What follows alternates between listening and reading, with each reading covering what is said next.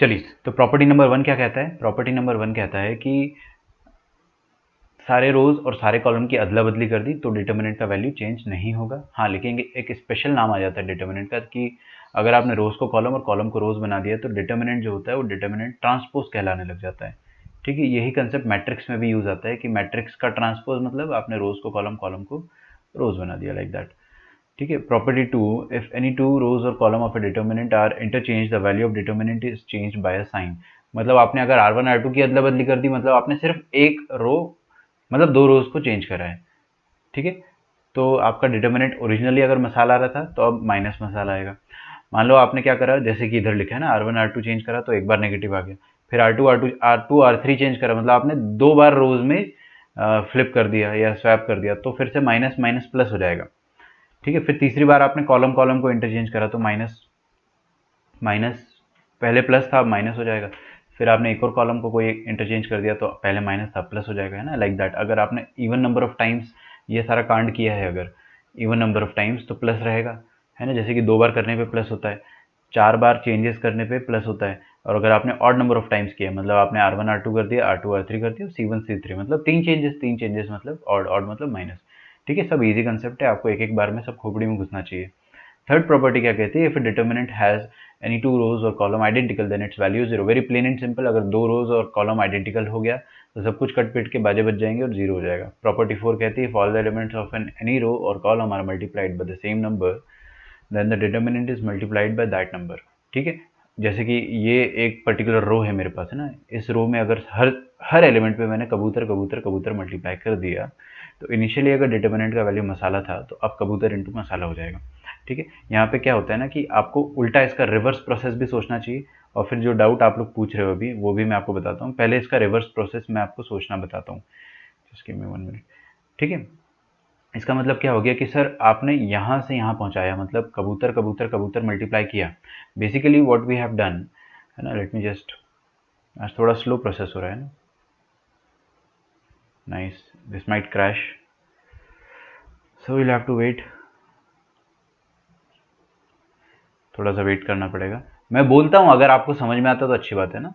मैं क्या कह रहा हूँ कि अगर हमने डिटर्मिनेंट में कुछ नंबर मल्टीप्लाई करा तो वो नंबर डिटर्मिनेंट के बाहर मल्टीप्लाई करेंगे अपन।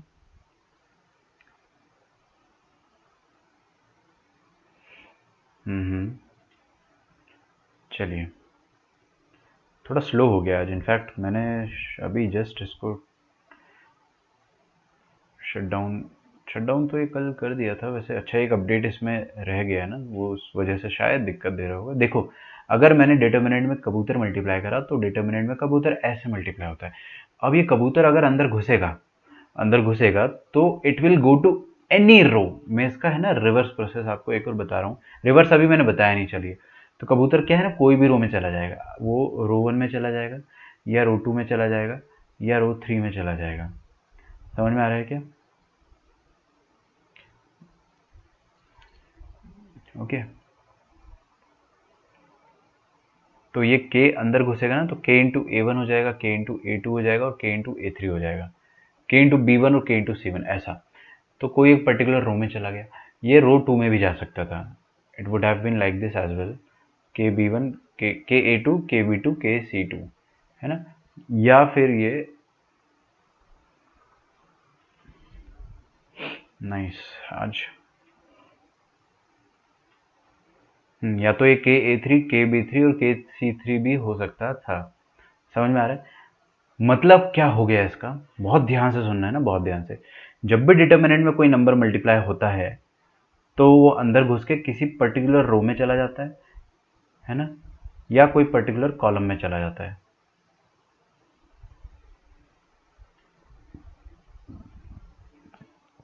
तो जैसे ये B2, अभी ये रो 1 रो 2 रो 3 में जा चुका है। कोई बच्चा मेरे से कहता है कि सर ये कॉलम में क्यों नहीं गया? जा सकता है, टोटली डिपेंड्स ऑन यू कि आपको भेजना कहाँ है ना। मान लो आपने इसको कॉलम 2 में भेज दिया, के ऐसे, तो भी इट्स नॉट रॉन्ग, गलत नहीं है वो। और अगर आपने इसको मान लो कॉलम 3 में भेज दिया, के एंड के, तो भी इट इज़ नॉट रॉन्ग, है ना, ये भी सही है, कोई दिक्कत नहीं है। मतलब आप अगर बाहर से मल्टीप्लाई करके अंदर भेजते हो तो कोई भी रो कोई भी कॉलम में जा सकता है। मुद्दे की बात यह है कि आपका आंसर जो है वो के टाइम्स डिफर करेगा। रिवर्स अगर अपन सोचते हैं कि अगर मान लो कोई कॉलम से कुछ कॉमन आ रहा है, जैसे कबूतर कबूतर कबूतर अपने को दिख रहा है क्लियरली रो वन में, तो आप क्या करो, रो वन से पूरा के एक साथ बाहर निकाल दो, के आ जाएगा। ठीक है, अभी यहाँ पे जो अद्वैत का डाउट है ना, वो मैं लेता हूँ एक बार। अद्वैत का डाउट ये था, इनफैक्ट बहुत सही डाउट है वो, सॉरी सीधी लाइन नहीं बन रही है,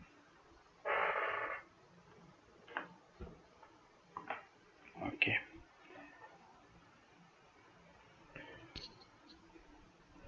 तो अगर हमारे पास ऐसा कोई डिटर्मिनेंट है, क्या लिखा था मैंने, A1 B1 C1, A1 B1 C1, A2 B2 C2, A3 B3 C3। ध्यान से देखिएगा ना, बहुत अच्छे से देखना पड़ेगा आपको। मान लो जो रो वन है R1 में क्या है, के और के मल्टीप्लाइड है, ओके। R2 में let's say M just a second है ना, JK L मल्टीप्लाइड है,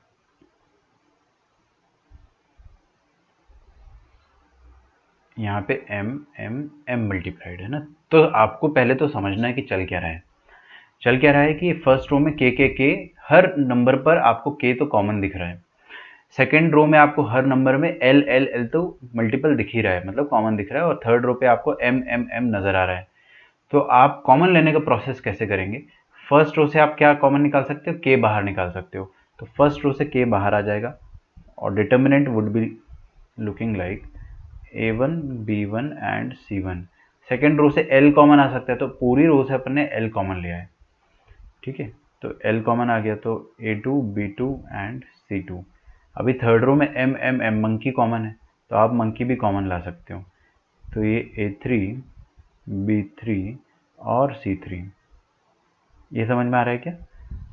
अच्छा, मतलब आपको हर रो में अगर कुछ कॉमन दिखता है तो आप हर रो से कुछ ना कुछ कॉमन निकाल सकते हैं, ठीक है। चलिए, तो मेरे ख्याल से ये प्रॉपर्टी का एक्सटेंशन अपने को समझ में आ गया है। प्रॉपर्टी नंबर 5 देखते हैं हम लोग, है ना। प्रॉपर्टी नंबर 5 में क्या कहता है कि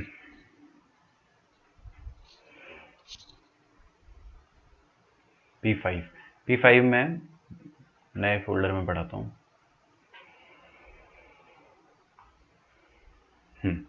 sir I am facing a lot of network, ठीक है।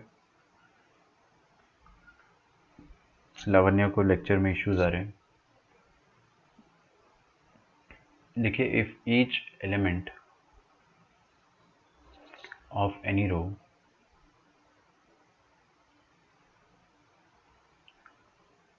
और column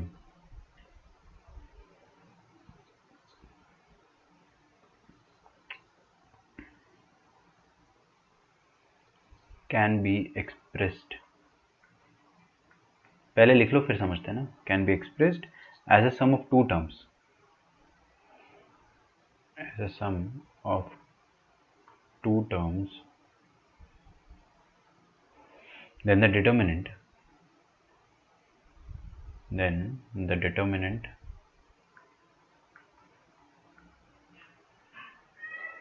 can be expressed as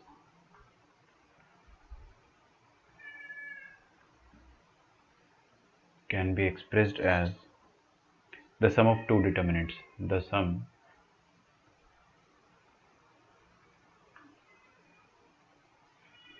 of two determinants, ठीक है। ये समझ में नहीं आएगा अभी आपको, ठीक है। अद्वैत, आपका डाउट मैंने देख लिया ना, मैं बताता हूँ आपको। ये आप लिखिए पहले, आपको मैं ओरली बोल के बता देता हूँ, आपको समझ में आता है तो अच्छी बात है, वरना मैं लिख के तो बताऊंगा ही। आप जो कह रहे हो उसके हिसाब से के ए के बी के सी, आपका रो में के कॉमन है और कॉलम में भी के कॉमन है, तो आप या तो रो से या तो कॉलम से ही कॉमन ले सकते हो। मान लो आपने रो से कॉमन ले लिया, तो अब रो में क्या बचा, ए बी सी जस्ट, है ना। मैं लिख के बता देता हूँ यहीं पे एकदम शॉर्ट में है। अद्वैत का कहना है कि के ए के बी और के सी और के ए के डी के जी वॉट एवर है ना, DEFGHI ऐसा कुछ दिया हुआ है, तो आप कॉमन कैसे निकालेंगे? तो पहले किसी रो या कॉलम को आप टारगेट करें। तो मान लो आपने ये रो वन को टारगेट करा, तो रो वन में से क्या कॉमन आ जाएगा? के और के। ठीक है, के कॉमन आ गया। अब कॉलम वन में बचा ही नहीं ना के, तीनों में के होना चाहिए था, बट कॉलम वन में अब के बचा ही नहीं, कॉलम वन में के है ही नहीं, तो यहाँ से अब कुछ भी कॉमन नहीं आएगा। तो this will be simple explanation, ऐसे ही रहेगा। मान लो कि आपका क्वेश्चन ऐसा होता है कि के स्क्वायर के और के, अब क्या करेंगे? तो अब तो क्लियर है ना कि आप यहाँ से एक के उठा लो, तो आपके पास क्या बचेगा? ये बचेगा, और बाहर एक के आ जाएगा। फिर यहाँ पे एक के और रह गया, तो यहाँ से आप के और उठा सकते हो, है ना? तो ये के आ जाएगा बाहर, के स्क्वायर, है ना? तो बस आपको हर रो और एक रो और एक कॉलम पे ही हमेशा टारगेट करना है, कभी भी आपको मुश्किल नहीं जाएगी। ठीक है। अच्छा, ये डिटर्मिनेंट की प्रॉपर्टी जो है ये काफ़ी इंपॉर्टेंट है ना? मान लो हमारे पास एक ऐसा डिटर्मिनेंट है a1x plus a1 plus x plus b1 plus y और c1 प्लस जेड, और यहाँ पर लिखा है a2 b2 एंड c2, और यहाँ पे लिखा है a3 b3 एंड c3। इस डिटर्मिनेंट को अपन दो डिटर्मिनेंट में ब्रेक कर सकते हैं। ठीक है, अब बहुत ध्यान से सुनना है ना, मैं एकदम शांति से समझाऊंगा। देखो भाई, क्या लिखा है यहाँ पे? a1x b1y, sorry a1 plus x b1 plus y और c1 प्लस जेड। कोई पर्टिकुलर रो या पर्टिकुलर कॉलम में भी हो सकता था, बट अभी मैंने आपको रो से समझा दिया, यहीं पे आपका कंसेंट्रेशन होना चाहिए। अगर किसी रो में सारे एलिमेंट लफड़ा प्लस लफड़ा, समथिंग प्लस समथिंग जैसा लिखा हुआ है, तो आप क्या कर सकते हो? इस पूरे डिटर्मिनेंट को दो डिटर्मिनेंट में ब्रेक कर सकते हो, और साइन जो रहेगा वो बीच वाला साइन रहेगा। यहाँ पे बीच वाला साइन क्या है? प्लस। तो आपका दोनों डिटर्मिनेंट क्या हो जाएगा? ऐसा हो जाएगा, समथिंग प्लस समथिंग। और समथिंग में क्या आएगा आप देखिएगा, यहाँ पे क्या लिखा है? a1 first element, sorry first row, दिखा आपको? फर्स्ट रो जो है, फर्स्ट रो में जो पहला वाला एलिमेंट है जिसको मैंने सर्कल कर रखा है, वो सारे एलिमेंट यहाँ पे आ जाएंगे पहले वाले डिटर्मिनेंट में, a1 b1 c1, और बाकी सारे एलिमेंट एग्जैक्टली सेम होंगे, चिड़िया चिड़िया चिड़िया चिड़िया चिड़िया चिड़िया।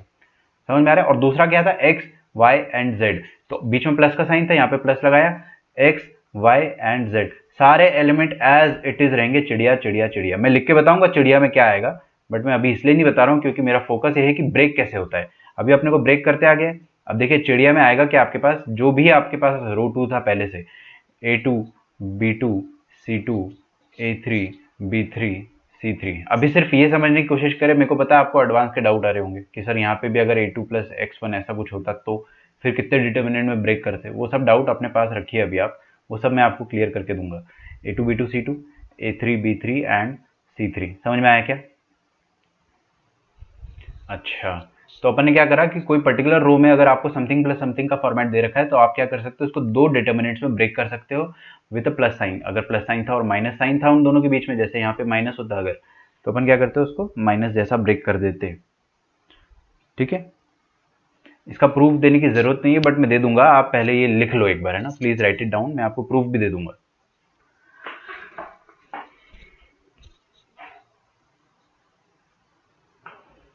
ठीक है, इसका प्रूफ एक काम करता हूँ, let me try to shorten it down. मैं इसको बहुत छोटे से छोटे जगह पर इसका प्रूफ दे देता हूँ। ये क्या हो गया आज हैंड राइटिंग को, इसकी पोजीशनिंग बिगड़ गई है आज। लिखिए भाई प्रूफ, है ना? तो अगर मैं ये पहला वाला डिटर्मिनेंट को ओपन करूंगा, ध्यान से देखिएगा, अगर मैं इसको ओपन करता हूं तो कैसे? R1 से ओपन कर देते, प्लस माइनस एंड प्लस। तो प्लस, चलो प्लस माइनस प्लस को भी अगर आप भूल जाओ, मैं कोफैक्टर लिख दूंगा ना। प्लस माइनस प्लस तो अपन माइनस में लिखते हैं, तो let me make it more plain and simple. a1x into first element का, मतलब ये a11 है ना, ये तो इसका एड्रेस क्या है? 11, इसका कोफैक्टर क्या आएगा? c11। तो ये वाला एलिमेंट इसको इंटू इसका कोफैक्टर, प्लस ये वाला एलिमेंट इंटू इसका कोफैक्टर, यहाँ पे c12 आ जाएगा, कोफैक्टर ऑफ c12, और ये वाला एलिमेंट इंटू इसका कोफैक्टर, तो c1 plus z into cofactor of that element. अब हम क्या कर सकते हैं? इसको ब्रेक कर सकते हैं, a1 इंटू c11, फिर x इंटू c11, है ना। तो I can write it down as a1 into C11 plus x into C11 को दूर लिख देता हूँ, x इंटू C11। फिर यहाँ से क्या आ जाएगा, b1 इंटू C12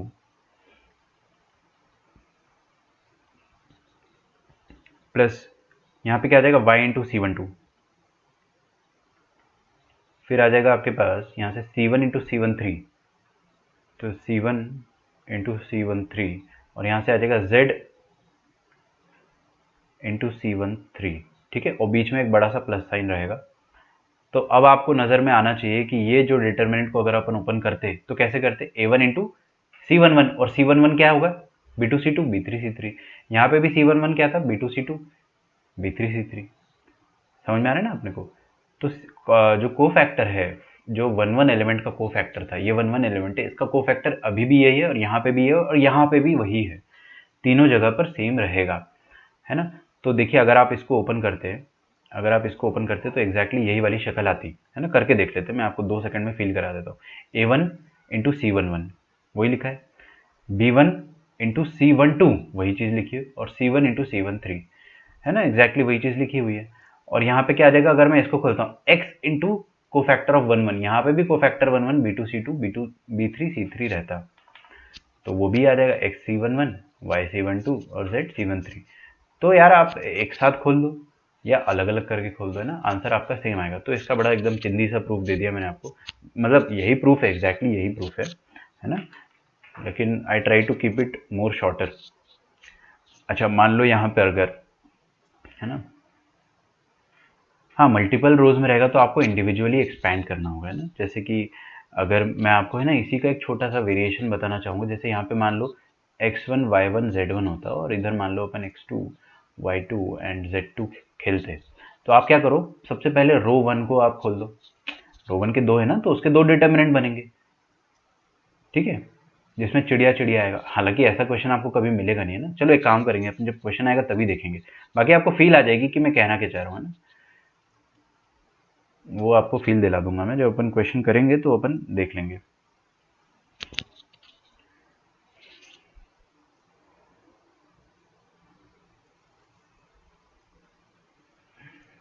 ठीक है, हाँ इंडिविजुअली एक्सपैंड करेंगे अपन, जो कि आप सही कह रहे हो अद्वैत।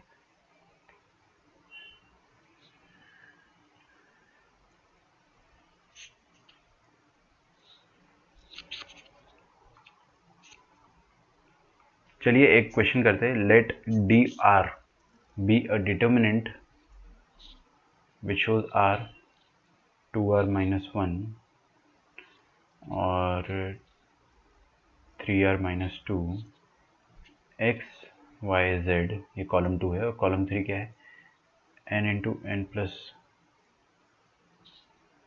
1/2,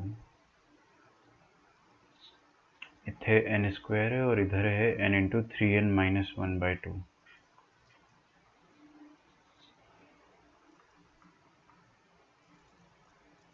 ठीक है, तो भाई ये अपना एक डिटर्मिनेंट है, आपको प्रूफ करना है, प्रूफ नहीं करना है, देन फाइंड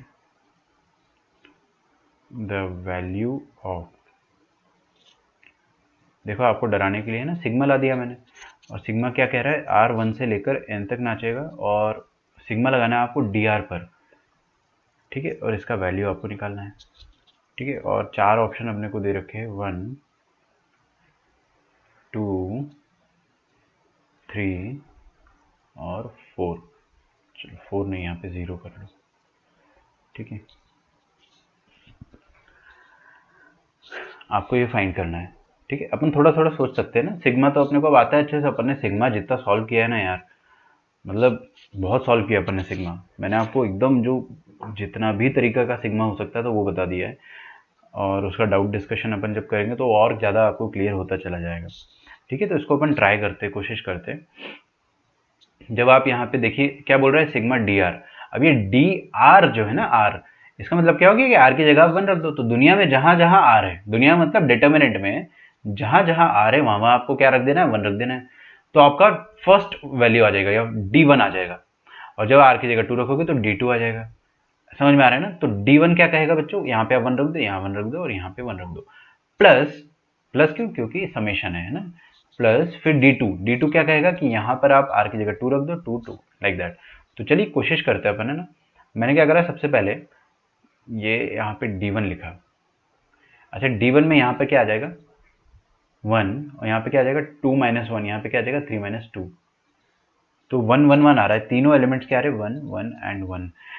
यहाँ पे तो किस्मत से r है ही नहीं, तो बड़ी अच्छी बात है, आप सिंपली x y z लिख दो। तो x y एंड z अपन ने लिख दिया। और थर्ड कॉलम में देखते हैं, थर्ड कॉलम में क्या है, n into n plus one by two, n square और जो भी है। तो यहाँ पे मैं लिख देता हूँ n into n plus one by two n square और n into three n minus one upon two. समझ में आ रहा है क्या? तो ये आपके पास आ गया D1, this is D1, this is the value of determinant when r is equal to 1। Plus क्यों करेंगे, क्योंकि यहाँ पे समेशन दे रखा है। अब r की जगह आप 2 रखो, तो r की जगह जब अपन 2 रखेंगे तो एक चीज तो मेरे को फील हो गया है कि जब भी अपन 2 r का वैल्यू चेंज करेंगे तो बस कॉलम 1 में इफेक्ट होगा, वो कॉलम 2 एज इट इज रहेगा, कॉलम 3 भी एज इट इज रहेगा, ये फील आनी चाहिए अपने को। तो यहाँ पे क्या रहेगा, चिड़िया, कॉलम 2 एंड कॉलम 3 में चिड़िया रहेगी और कॉलम 1 जो है वो इफेक्ट होगा। सॉरी 2 और माइनस 1 था ना, हाँ।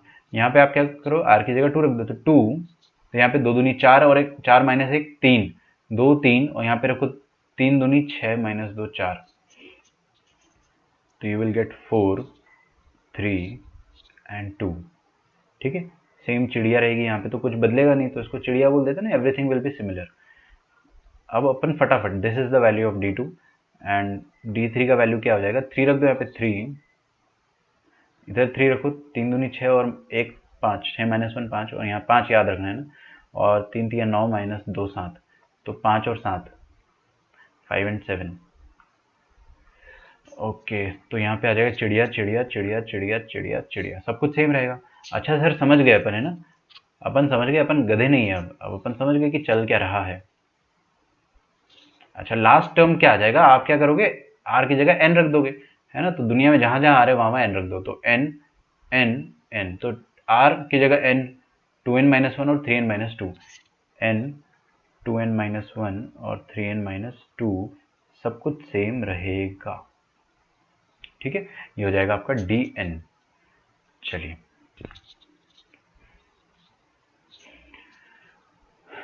नाइस। तो यार ये तो हो गया आपका डिटर्मिनेंट। अभी अभी आपने सर एक प्रॉपर्टी पढ़ाई थी ना, एक बार उसकी तरफ अपन एक गौर फरमाते हैं। बहुत ध्यान से देखना है ना, बहुत ज़्यादा ध्यान से। यहाँ पे क्या लिखा है, दो डिटर्मिनेंट्स, दो डिटर्मिनेंट को अपन ने एक डिटर्मिनेंट में कन्वर्ट करा, ऐसा भी सोच सकते थे उल्टा, है ना। अभी अपन ने सीधा कैसे सोचा था, सीधा ऐसे सोचा था कि एक डिटर्मिनेंट में कोई पर्टिकुलर रो में प्लस प्लस प्लस करके दो टर्म्स दे रखी थी, तो उसको अपन ने दो टर्म्स को दो डिटर्मिनेंट में ब्रेक कर दिया। उल्टा सोच सकते हैं, अगर दो डिटर्मिनेंट है और जैसे कि यहाँ पे ये पूरा चिड़िया सेम है, A2 B2 C2 A3 B3 C3, यहाँ पे भी A2 B2 C2 A3 B3 C3, ये सेम है, बस यहाँ पे ये अलग है और ये अलग है, तो दोनों को एक ही डिटर्मिनेंट में आप कंबाइन करके ऐसे लिख दो। कैसे लिखो कंबाइन करके, जो चिड़िया है, जो सेम वाले एलिमेंट है, उनको आप सेम लिख दो एज इट इज, है ना। और जो डिफरेंट जो वेरी कर रहे हैं उनको आप करस्पॉन्डिंगली ऐड कर दो। जैसे फर्स्ट एलिमेंट को आपने फर्स्ट एलिमेंट से ऐड कर दिया तो a1 प्लस एक्स, सेकेंड को सेकेंड से ऐड कर दिया b1 प्लस वाई, और लाइक दैट, है ना। ऐसा मल्टीपल डिटर्मिनेंट्स के साथ भी हो सकता है। जैसे कि आप देखेंगे कि ये पूरी चिड़िया सेम है और हर जगह सेम है, हर जगह सेम है। कॉलम में अब अपन ये चीज़ अप्लाई कर रहे हैं, यहाँ भी सेम है। तो व्हाट कैन आई डू, मैं क्या कर सकता हूँ कि ये पूरे जितने भी n डिटर्मिनेंट्स है इन सबको मैं सिंगल डिटर्मिनेंट में कैसे लिख सकता हूँ कि सारी चिड़िया विल बी द सेम, सारी चिड़िया रहेगी सेम, है ना। इसको मैं लास्ट में लिखूंगा और फर्स्ट वाला जो एलिमेंट है यहाँ पर x है, करस्पॉन्डिंगली अपन ऐड कर देंगे। यहाँ पर 2 है, अरे यार सॉरी, x नहीं है ना, यहाँ 1 है, 1 है 2 है 3 है और n है। अच्छा अच्छा अच्छा, मतलब 1 प्लस 2 प्लस 3 टिल n। यहाँ पे क्या है, फर्स्ट एलिमेंट इसका, फर्स्ट एलिमेंट इसका और फर्स्ट एलिमेंट इसका, कॉलम का, है ना। अपन फर्स्ट, ये कॉलम होता है, ये सब वर्टिकल वाले कॉलम होते हैं। तो जो जो ऑपरेशन अपन ने रो में सीखा है वो कॉलम में भी लगता है ना। मैंने आपको सिखाया रो में है बट कॉलम में अप्लाई हो जाता है। तो 1 plus 3 plus 5 plus so on, 1 plus 3 plus 5, और लास्ट टर्म क्या है, nth term, that is 2n minus 1। और यहाँ पे क्या लिखा है 1+4+7 दिख रहा है आपको, ये वाला 1+4। तो मैं क्या कर रहा हूँ ना, बस फर्स्ट एलिमेंट ऐड कर रहा हूँ, बाकी ये कॉलम 2 तो सब में सेम है, तो कॉलम 2 यहाँ भी सेम आ गया, कॉलम 3 सब में सेम है, कॉलम 3 यहाँ भी सेम आ गया ना। कॉलम 1 डिफरेंट था, तो कॉलम 1 के करस्पॉन्डिंग एलिमेंट्स, करस्पॉन्डिंग मतलब समझो आप, फर्स्ट को फर्स्ट से जोड़ा, सेकंड को सेकंड से जोड़ा, थर्ड को थर्ड से जोड़ा, तो ऐसा आ जाएगा। ठीक है, now this thing will become, ये चीज क्या बन जाएगी वो अपन देखते हैं अब। तो देखिए 1 से लेकर n तक का जो सम होता है वो क्या होता है, वो होता है n×n+1/2। और अच्छा एक काम करता हूँ मैं ना, ये चिड़िया चिड़िया चिड़िया जो छाप देते हैं, चिड़िया क्या है, सेकंड वाली column, that is x y and z, और थर्ड वाला कॉलम क्या है, n+1/2 n² और n×3n−1/2। और यहाँ पे क्या आ जाएगा, sum of first n natural number क्या होता है, n×n+1/2। ठीक है, ये तो मेरी घर की काम वाली बाई भी जानती है अब। और ये क्या है, एक एपी, एपी का सम कितना होता है, ये कितने टर्म्स है एपी के, एन टर्म्स है। एन टर्म्स क्यों है, क्योंकि हम लोग बेवकूफ नहीं है ना, हम लोगों ने एन बार जोड़ा है सिग्मा को, एन बार जोड़ा तो एन टर्म्स ही होंगे ना। तो क्या होता है, सम क्या होता है, total number of terms by 2 into first term plus last term, तो 2n−1+1, तो कितना आ जाएगा 2n, यहाँ पे आ जाएगा 2n, और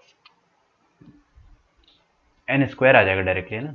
मैं तो डायरेक्टली ऐसे भी सोच सकता था, sum of first odd natural numbers, है ना, ये मैंने आपको पढ़ाया, sum of first odd natural numbers. और ये क्या हो जाएगा, सिंपली अपन एपी का फॉर्मूला लगा दो, total number of terms into first term 1 plus 3n−2 3n−1। फिर हमने देखा ओ तेरी, कॉलम 1 और कॉलम 3 एकदम बराबर है, और मैंने आपको सिखाया है कि अगर 2 रो या 2 कॉलम बराबर आ गई तो डैचू डैचू हो जाएगा, है ना, तुरंत जीरो हो जाएगा डिटर्मिनेंट। तो सबका आंसर सही है, बहुत ही बढ़िया है ना, आंसर आपका जीरो आएगा। बहुत ही अच्छा क्वेश्चन है, बहुत सिंपल लेकिन वेरी लॉजिकल, और आपको इसमें प्रॉपर्टी 5 एक बार में इतना ज़्यादा अप्लाई करा दिया उसने प्रॉपर्टी 5 कि आपको अब दो डिटर्मिनेंट क्या, दो से ज़्यादा डिटर्मिनेंट में भी कभी तकलीफ नहीं जाएगी। ठीक है, ये चीज़ लिख लो पहले आप अच्छे से।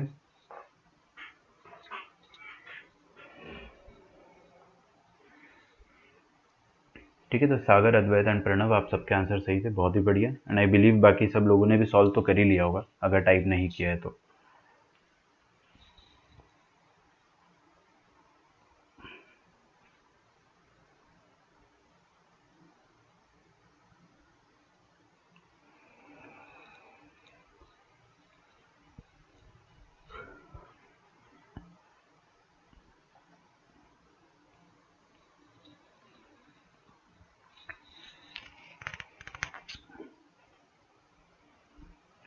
ठीक है, अमर आपका आंसर भी सही आया। तो ये वाली जो प्रॉपर्टी है डिटर्मिनेंट की, it is important, very important, जो जिसको अपन P5 कहते हैं, है ना। तो आप इसको कॉपी डाउन कर लो एक बार, है ना, मैं छोड़ देता हूँ आपके लिए। ये यहाँ से आप लोग एक बार लिख लीजिए, फिर अपन आगे बढ़ते P6 पढ़ते हैं, और P6 is the last one. P6 actually last है, फिर उसके बाद अपन एकदम बिंदास इतने सारे क्वेश्चन करने वाले हैं कि आपको मज़ा आ जाएगा। ठीक है, मेरी गारंटी है आपको मज़ा आ जाएगा। और P6 जो है वो इम्पॉर्टेंट है लेकिन आसान है, तो टेंशन नहीं लेने का बिल्कुल भी।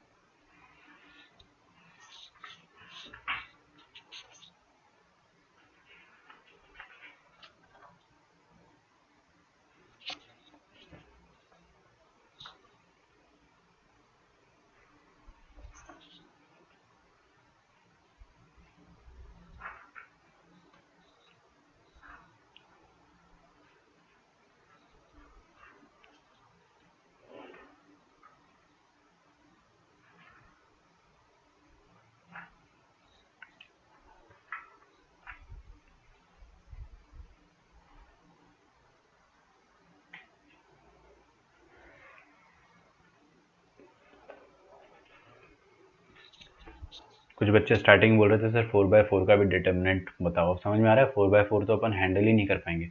फिर भी मैं क्या है ना, स्टाइल मारने के लिए एक क्वेश्चन आपको करवाऊंगा 4/4 का भी।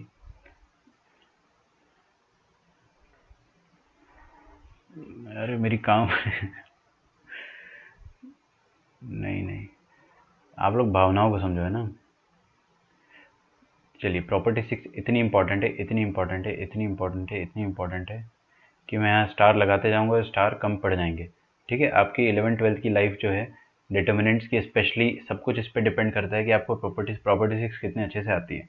And property 6 is very easy as well, important है बट आसान भी है ना। लेकिन थोड़ा सा अपने को टाइम लगेगा इसमें ना। चलिए पहले अंग्रेजी में लिखवा दूँ, अंग्रेजी में लिखना पड़ेगा इसको पहले, क्योंकि हिंदी में समझाऊंगा तो फिर मैं समझाते चला जाऊंगा। चलो हिंदी में समझा देता हूँ ना पहले। ठीक है, एक डिटर्मिनेंट अपन ले लेते हैं। लेट अस से we have a determinant a1 b1। लिखना नहीं आप लोगों को, बिल्कुल नहीं लिखना, मैं आपको पहले समझाता इसलिए हूँ कि मैं बाद में लिखवाऊंगा तो आप लोग लिख लोगे तब, है ना, कोई दिक्कत नहीं है। a2 b2 and c2, sorry, और a3 b3 एंड c3, ये डिटर्मिनेंट है अपने पास। इस डिटर्मिनेंट की वैल्यू,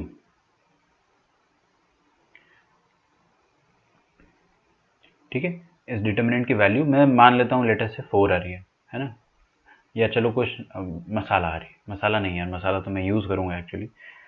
तो लेटर से डी आ रही है ना, D itself is the determinant of the value, value of the determinant. अब अगर इस डिटर्मिनेंट को मैं, इस डिटर्मिनेंट में क्या करते हैं ना अपन, रोज होते हैं अपने पास कुछ कुछ, और कुछ कुछ कॉलम होते हैं। ठीक है, तो ये रोज है 3, we have 3 rows R1 R2 and R3। Feel हो रहा है आपको, स्ट्रेट फॉरवर्ड आपको रोज दिखने चाहिए, और कॉलम भी आपको उतने ही सफाई से दिखने चाहिए। This is column 1, column 2 and this is column 3। ठीक है, तो हम लोग क्या कर सकते हैं, रोज और कॉलम में कुछ कुछ ऑपरेशन कर सकते हैं। क्या ऑपरेशन कर सकते हैं, है ना, देखिएगा ध्यान से। आर्या सिंह लास्ट स्टेप में रिपीट कर दूं, ओके, आपका डिस्कनेक्ट हो गया था। चलिए देख लीजिए एक बार आर्या। मैं स्टार्टिंग से बता देता हूँ कि कोई भी डिटर्मिनेंट में अगर सिर्फ एक एक रो बदल रहा है, जैसे अपने पास बहुत सारे कितने डिटर्मिनेंट है, n डिटर्मिनेंट है, और सब में सेकंड कॉलम और थर्ड कॉलम, सेकंड कॉलम और third column, second column third column सब में सेम है, बस फर्स्ट कॉलम सब में चेंज हो रहा है। तो आप सारे डिटर्मिनेंट को क्या कर सकते हो, क्लब कर सकते हो एक साथ। कैसे क्लब करने के लिए आपको देखना कौन सा कॉलम में चेंजेस आ रहे हैं, फर्स्ट कॉलम में। तो फर्स्ट कॉलम में जितने भी करस्पॉन्डिंग एलिमेंट है उनको ऐड कर दो। करस्पॉन्डिंग मतलब फर्स्ट को फर्स्ट के साथ सबके सारे फर्स्ट एलिमेंट ऐड कर दो, सारे सेकंड एलिमेंट ऐड कर दो, सारे थर्ड एलिमेंट ऐड कर दो। What about column 2 and column 3, let it be like that. ऐसा मत करना कि इनको भी ऐड कर दिया, नहीं, वो तो कॉमन रहेगा। ये सारे के सारे कॉलम 2 एंड कॉलम 3 कॉमन रहेंगे। फिर जब अपन ने जोड़ा, देखिए यहाँ पे ना, इरेजर को आप फॉलो करिएगा। 1 इसका करस्पॉन्डिंग फर्स्ट एलिमेंट 2, फिर करस्पॉन्डिंग फर्स्ट 3 से लेकर n, तो 1 से लेकर n, फिर 1 3 5 से लेकर 2n-1, फिर 1 4 7 से लेकर 3n-2, ये ऐसा। फिर मैंने देखा कि sum of first n number लिखा है, तो ये तो क्या होता है, n into n plus 1/2। Sum of first n और नेचुरल नंबर्स लिखा है तो वो n स्क्वायर होता है ना। याद नहीं याद है तो एपी लगा लो, एपी का फॉर्मूला लगाओगे तो भी सेम आएगा। और सम ऑफ फर्स्ट, ये तो एपी है, this is clearly one arithmetic progression, तो उसका सम मैंने first term plus last term into n/2 से निकाला। फिर पता चला कि कॉलम 1 और कॉलम 2, सॉरी कॉलम 1, ये कॉलम 1 है और ये कॉलम 3, देर एग्जैक्टली सेम, आइडेंटिकल आ गए ना, दोनों आइडेंटिकल आ गए। तो अपन ने प्रॉपर्टी नंबर 3 में पढ़ा था या 2 में पढ़ा था, 3 में पढ़ा था। प्रॉपर्टी 3 में हम लोगों ने पढ़ा था कि अगर कोई भी दो रोज या दो कॉलम सेम आ जाते हैं, एग्जैक्टली सेम, तो आपका डिटर्मिनेंट का वैल्यू 0 हो जाएगा स्ट्रेट फॉरवर्ड, तो आंसर आपका 0 आ जाएगा, है ना। अच्छा, और अब प्रॉपर्टी नंबर 6 को आप बहुत ध्यान से सुनिएगा। प्रॉपर्टी नंबर 6 में जो आर है, रोज है, उसको अपन क्या बोलते हैं, R1 R2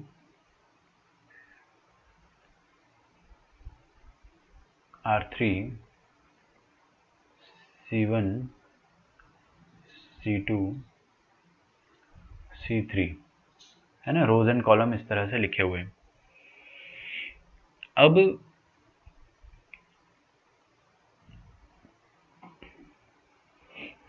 आप क्या कर सकते हो ना, डिटर्मिनेंट में आप रोज और कॉलम को,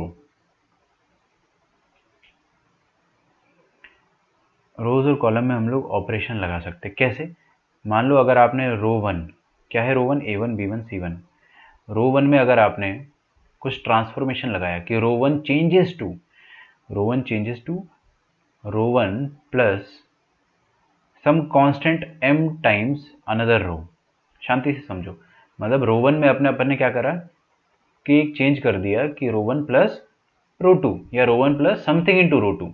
एम का वैल्यू 1 हो गया तो row one plus row two हो गया, या एम का वैल्यू 2 हो गया तो row one plus two R two हो गया, या एम का वैल्यू 3 हो गया तो row one plus three R three हो गया। एम का वैल्यू अगर -2 हो गया तो row one minus two R two हो गया, है ना। तो ये वाला अगर मैंने आपको कोई कांस्टेंट दे दिया और बोला कि रो वन में आप क्या कर सकते हो, सिंपली रो टू जोड़ सकते हो, या रो टू का कोई भी मल्टीपल जोड़ सकते हो, है ना। और मल्टीपल पॉजिटिव हो सकता है, नेगेटिव हो सकता है, but you can add, subtract तो अपने आप हो जाएगा अगर नेगेटिव मल्टीपल हुआ तो ऐड कर सकते हो या सब्ट्रैक्ट कर सकते हो। ऐसा करने से डिटर्मिनेंट की वैल्यू पे कद्दू कोई चेंज नहीं आता है। जो डिटर्मिनेंट की वैल्यू पहले थी, बाद में भी डिटर्मिनेंट की वैल्यू वही रहेगी। सर थोड़ा सा और समझते हैं अपन इसको ना। देखिए क्या हो गया कि मान लो मैंने ये वाला ट्रांसफॉर्मेशन लगाया, ये ट्रांसफॉर्मेशन चिल्ला चिल्ला के क्या कहता है कि रो वन चेंजेस टू, ये साइन होता है चेंजेस टू का, रो वन चेंजेस टू या row one goes to row one plus मसाला टाइम्स रो टू। तो आपका डिटर्मिनेंट अब क्या बन जाएगा वो देखते हैं, डी डैश बोल देते हैं अपन, है ना। चेक कर लेंगे डी और डी डैश बराबर आ रहे हैं या नहीं आ रहे, वो अभी तुरंत चेक कर लेंगे। देखिए डी डैश क्या बन जाएगा आपके पास, रो वन पहले क्या था, ए वन बी वन सी वन। अब क्या बोल रहा है, रो वन में आप क्या करो, मसाला टाइम्स रो टू जोड़ दो। तो ए वन में आप क्या जोड़ दोगे, इसका corresponding first element row two का ए टू, है ना। तो a one plus a two नहीं करना है अपने को क्या करना है, मसाला टाइम्स ए टू करना है। क्यों कर रहे हैं अपन ऐसा, इसका बहुत बड़ा एप्लीकेशन है, ठीक है। क्यों कर रहे हो वो तो अपन बाद में देखेंगे, करने से होता क्या है वो अभी मैं आपको समझा दे रहा हूँ, ठीक है। अच्छा, second element b one plus मसाला टाइम्स बी टू, दिख रहा है ना, बी वन को आपने सीधे इसके सेकेंड रो के सेकेंड एलिमेंट से जोड़ दिया, बट m टाइम्स जोड़ा है, और सी वन प्लस मसाला टाइम्स सी टू। समझ में आ रहा है क्या। अच्छा, ट्रांसफॉर्मेशन कौन सी रो में लगा है, रो वन में। कौन सी रो में नहीं लगा है ट्रांसफॉर्मेशन, रो टू में नहीं लगा है और रो थ्री में नहीं लगा है। मतलब रो टू और रो थ्री में कोई चेंज आएगा कि नहीं, they will be as they were before, जैसी पहले थी वैसी रहेगी। मतलब रो टू में कोई चेंज नहीं आया बच्चों, तो वो A two B two C two था, अभी भी A two B two C two रहेगा, है ना। एंड रो थ्री पहले कितना था, A three B three C three, तो अभी भी A three B three and C three रहेगा, ठीक है। अच्छा, तो भाई अपना प्रॉपर्टी नंबर 6 क्या कह रहा है ना, कि अभी डी जो पहले आ रहा था और डी डैश जो अभी आ रहा है, दोनों सेम आएंगे, दोनों की दोनों सेम आएंगे ना। तो ये प्रॉपर्टी नंबर 6 है। सेम कैसे आएंगे वो अपन अभी प्रूफ कर लेंगे, ठीक है। मैं प्रूफ करके दे देता हूँ आपको, है ना। आपको अभी अभी मैंने प्रॉपर्टी नंबर 5 में 6 में नहीं, 5 में मैंने क्या बताया था कि अगर कोई भी पर्टिकुलर, देखो इधर ध्यान से देखिएगा, है ना। हाँ जी, कोई भी पर्टिकुलर, ये क्या लिखा है, रो, कोई भी पर्टिकुलर रो में अगर कोई भी element something plus something type के लिखे तो आप उसको स्प्लिट कर सकते हो, और बाकी सब सेम है तो उसको एज इट इज यहाँ पे भी और यहाँ पे भी एज इट इज लिख दो, ठीक है। समझ में आ रहा है। और जो समथिंग एडेड फॉर्म में है उसको आप क्या कर दो, स्प्लिट कर दो। तो यहाँ पे भी अपन क्या करते हैं, यहाँ पे अप्लाइंग प्रॉपर्टी 5 कर देते ना। तो अप्लाइंग P5 के हिसाब से डी डैश क्या हो जाएगा बच्चों, डी डैश हो जाएगा, चलो यहाँ लिख देता हूँ ना मैं, डी डैश हो जाएगा A1 B1 C1, और नीचे तो सब कुछ चिड़िया चिड़िया चिड़िया चिड़िया चिड़िया चिड़िया, कोई टेंशन नहीं होना चाहिए। चिड़िया की वैल्यू मैं लास्ट में लिखता हूँ हमेशा ना, मेरी यही आदत है, क्योंकि इससे मेरे से कभी गलती नहीं हुई। फिर दूसरा क्या है, MA2 MB2 MC2, तो MA2 MB2 MC2, और नीचे क्या है, सब कुछ सेम, बाकी तो चेंज सब कुछ सेम है ना यार, चिड़िया चिड़िया चिड़िया। अच्छा, चिड़िया है क्या वो अब मैं लिख देता हूँ ना, चिड़िया A2 B2 C2 A3 B3 C3 A2 B2 C2 A3 B3 and C3। और यहाँ पर भी चिड़िया सेम है, बस फर्स्ट रो में सब कुछ एडेड फॉर्म में था तो अपन ने उसका बंटवारा कर दिया, A2 B2 C2 और A3 B3 एंड C3। समझ में आ रहा है क्या। अच्छा, तो सर आपने एक और चीज सिखाई है अपने को, है ना, प्रॉपर्टी नंबर 4 में, क्या कि ये देखिए ना, मसाला मसाला मसाला, तीनों में मसाला है तो कॉमन ले लो, कॉमन ले सकते हैं ना। तो आप क्या करोगे, यहाँ से मसाला कॉमन ले लोगे, देखो डिश के आऊँ डिश के आऊँ डिश के, और मसाला बाहर आ जाएगा, मसाला बाहर आ जाएगा, और मसाला जैसे ही बाहर आया ये डिटर्मिनेंट का वैल्यू 0 हो गया, ठीक है। समझ में आया क्या क्यों 0 हुआ है, जो लेजेंड्स है उनको समझ में आ गया होगा। देखो भाई क्या लिखा है, A2 B2 C2, और सेकेंड रो भी A2 B2 C2, तो R1 और R2 बराबर हो गई, दो रोज बराबर होगी तो डिटर्मिनेंट डैचू डैचू हो जाता है ना। और यहाँ पे क्या लिखा है, यहाँ पे तो ओ D1 D dash is equal to d, ये डी तो लिखा है। ओरिजिनल डिटर्मिनेंट क्या था, a1 b1 c1 a2 b2 c2 a3 b3 c3, a1 b1 c1 a2 b2 c2 a3 b3 c3। तो d1 d डैश का value d के बराबर आ गया, हेंस प्रूव्ड कि भाई इसका मतलब समझो, बहुत गहरी बात है यार ये तो। रो वन को आप चेंज कर सकते हो, कैसे? उसमें आप कुछ ऐड कर दो या सब्ट्रैक्ट कर दो, ध्यान से सुनना है ना। क्या ऐड कर सकते हो आप उसमें कोई भी रो को आप ऐड कर सकते हो। जैसे आप R3 को ऐड कर सकते हो, या आप R2 को ऐड कर सकते हो, है ना। या आप मल्टीपल लेके कोई भी मल्टीपल ऑफ R3 ऐड कर सकते हो, है ना, या सब्ट्रैक्ट कर सकते हो। डिटर्मिनेंट में चेंजेस नहीं आते, डिटर्मिनेंट का वैल्यू वही रहता है। सर ये यूज क्यों करते हैं अपन? ये ट्रांसफॉर्मेशन जो आपने बताया है, अच्छा ये चीज कॉलम में भी एप्लीकेबल है क्या? कॉलम वन को आप ऐसा चेंज कर सकते हो, कॉलम वन प्लस मसाला टाइम्स कॉलम थ्री। हाँ बिल्कुल बिल्कुल कर सकते हैं ना, कोई दिक्कत ही नहीं। जो रो में लगेगा वो कॉलम में लगेगा। इसका एप्लीकेशन क्या है? इसका एप्लीकेशन ये है कि आपका क्वेश्चन जो है ना वो सिंप्लीफाई हो जाता है। बड़ा बड़ा क्वेश्चन जो है वो छोटा छोटा हो जाता है एकदम, है ना। वो अपन देखेंगे अभी। चलिए, तो ये चीज़ आप जो है अब नोट डाउन करेंगे, लेकिन उससे पहले अंग्रेजी में लिखवा देता हूँ मैं आपको। द वैल्यू ऑफ डिटर्मिनेंट, जो मैं अंग्रेजी में बोलूंगा ना, वो जो मैंने आपको समझाया एग्जैक्टली वही चीज़ देखेंगे अपन। तो आप लिखेंगे मेरे साथ, the value of determinant, the value of determinant is not changed by adding, is not changed by adding to the elements, by adding to the elements of any row or column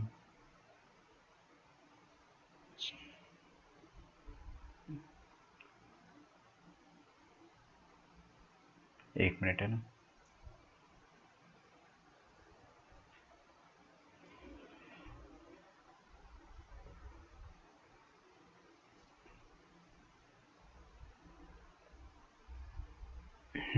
The same multiples of corresponding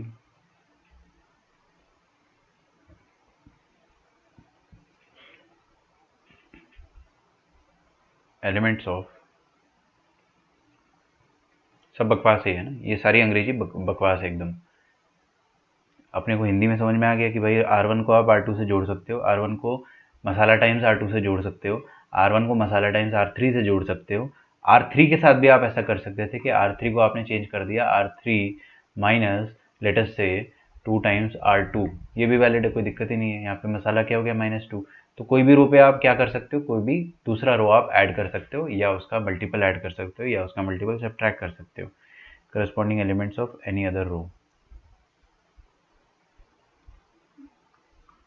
है ना, और column. इसको पहले आप छाप लो, फिर मैं आपके और डाउट जो है एड्रेस करता हूँ, ठीक है। और नीचे से आप जो एग्जाम्पल है उसको लिखना स्टार्ट करें। सर मसाले की जगह हम अपने मन से कुछ भी रख सकते हैं, बिल्कुल, है ना। आप यहाँ पे 2 रख सकते हो, 3 रख सकते हो, 4 रख सकते हो, 5000 रख सकते हो, 10,000 रख सकते हो, -10,000 रख सकते हो। जो भी आपको उस क्वेश्चन के हिसाब से सूट कर रहा है वो रख सकते हो, है ना, ठीक है।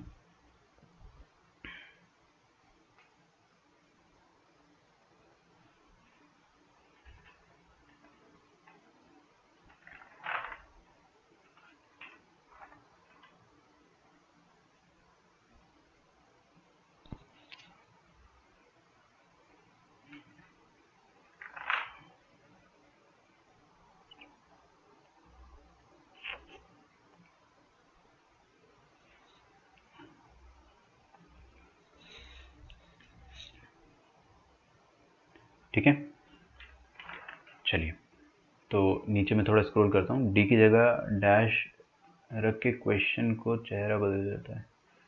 सर रो में रो में एम कॉलम ऐड किया तो चले, नहीं नहीं नहीं नहीं नहीं, अरे लॉजिकली सोचो ना यार, वो गलत है, दैट इज़ गलत है ना। आप ये नहीं कर सकते हो कि row one goes to row one plus मसाला टाइम्स कॉलम वन, ना, दैट इज़ रॉन्ग। रो में रो ही ऐड करेंगे, कॉलम में कॉलम ही ऐड करेंगे या सब्ट्रैक्ट करेंगे, ठीक है। जब आपका रो ट्रांसफॉर्मेशन होगा तो सारी रोज ही इन्वॉल्व होगी, कॉलम का कोई लेना देना नहीं है। एंड जब कॉलम का ट्रांसफॉर्मेशन होगा, जब कॉलम का ट्रांसफॉर्मेशन होगा तो सिर्फ कॉलम कॉलम ही इन्वॉल्व रहने चाहिए, ठीक है। लिख देता हूँ मैं, जैसे कि C1 goes to C1 plus मसाला टाइम्स लेट से C3। बट ऐसा कहीं नहीं करेंगे अपन कि एक जगह C1 लिख दिया एक जगह R3 लिख दिया, ना वो गलत है। ठीक है, वो नहीं करना। तो ट्रांसफॉर्मेशन आपका बस इस तरह से ही चलेगा। ठीक है, इसमें एक छोटा सा और एक नोट लिख देता हूँ मैं आपको, है ना। इस नोट के हिसाब से पहले मैं आपको ये नोट हिंदी में समझा देता हूँ। अच्छा, आप लोग लिख रहे होंगे ना, चलो एक बार क्या करो ना, इसको प्लीज़ राइट इट डाउन। ये मैं आपके लिए 15-20 सेकंड तक ये वाला पेज रखता हूँ, फिर उसके बाद थोड़ा नीचे दिख तो रहा होगा अभी भी, है ना। लिख डालो एक साथ। ये तो मैंने अभी अभी आपको ऐसे स्टाइल मारने के लिए समझा दिया था, मतलब आपने ही पूछा था डाउट। ठीक है, बस इतना लिखना है आपको।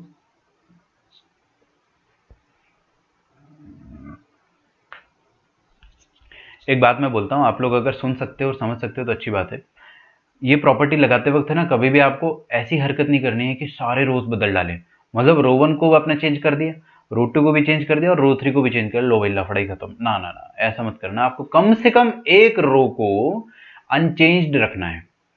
ठीक है, सबको ही बदल दोगे तो फिर डिटर्मिनेंट ही बदल जाएगा ना यार। कम से कम एक रो अनचेंज्ड होना चाहिए या एक कॉलम अनचेंज्ड होना चाहिए। यू कैन नॉट डू कि आपने R1 पे चेंज लगाया, R2 पे चेंज लगाया और R3 पे भी चेंज लगा, लो भाई पूरा डिटर्मिनेंट ही बदल गया फिर तो, है ना। तो आपको इस चीज़ का ध्यान रखना है कि मैं लिखवा देता हूँ उस चीज़ को कि while doing this operation at least one row और column should be unchanged while applying these properties while applying this property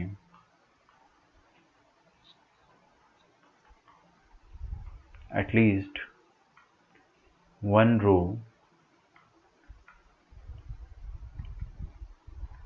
or column must remain unchanged। ठीक है, ये कोई बहुत बड़ी बात नहीं है, ये नेचुरली होता है आप लोगों से ना, कोई गलती करेगा भी नहीं इसमें। लेकिन क्या होता है ना कि एक दो बार गलतियां हो जाती है, फिर डाउट आता है कि सर ये क्यों नहीं आ रहा आंसर, है ना। तो कई बार क्या हुआ मेरे साथ पर्सनली ऐसा हुआ है कि स्टूडेंट्स पूछते हैं कि सर ये आंसर नहीं आ रहा है, क्या गलत कर दिया मैंने। तो फिर उसको समझाना पड़ता है कि तुमने सारी रोज बदल दी ना यार, वो गलत है। तो इससे अच्छा मैं लिखवा देता हूँ उसको।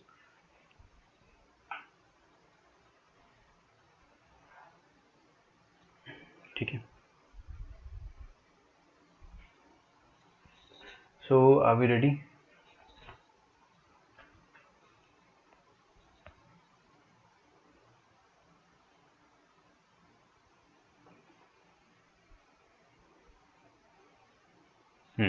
एक और डाउट होता है ना, मैं एक और डाउट आपका क्लियर कर देता हूँ कि जैसे बच्चे मुझसे हमेशा पूछते हैं ये चीज़ कि सर आपने क्या करा है यहाँ पे, रो वन को रो टू के साथ ऐड कर दिया, है ना, या मसाला टाइम्स रो टू के साथ ऐड कर दिया।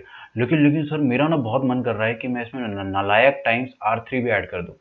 रो one goes to, row one पे आपने R2 ऐड करा, मसाला टाइम्स और R3 ऐड कर दिया, नालायक टाइम। क्या ये सही है? हाँ बिल्कुल सही है। आप एक ही रो में ऑपरेशन लगाते वक्त, चेंजेस लगाते वक्त मल्टीपल रोज का इस्तेमाल कर सकते हो। वैसे भी अपने पास 3 ही रोज होगी क्योंकि अपन 4x4 या 5x5 तो कभी नहीं पढ़ेंगे। तो अगर आपने R1 में R2 R3 भी लगा दिया तो भी चलता है ना। और R2 में आपने मान लीजिए ऐसा कर दिया कि R2 goes to R2 plus R3 plus 5 times R1, चलेगा, कोई दिक्कत नहीं है ना। लेकिन क्या है कि रो है तो सारी रोज होना चाहिए, ऐसा मत कर देना कि यहाँ पे C1 लिख दिया, है ना, तो वो गड़बड़ हो जाएगी। आप एक से ज़्यादा रोज का इस्तेमाल कर सकते हो। तो इसको भी मैं लिख देता हूँ नोट में। आप फर्स्ट पॉइंट इसको बना लीजिए, सेकंड पॉइंट कि more than one rows can be used for the transformation.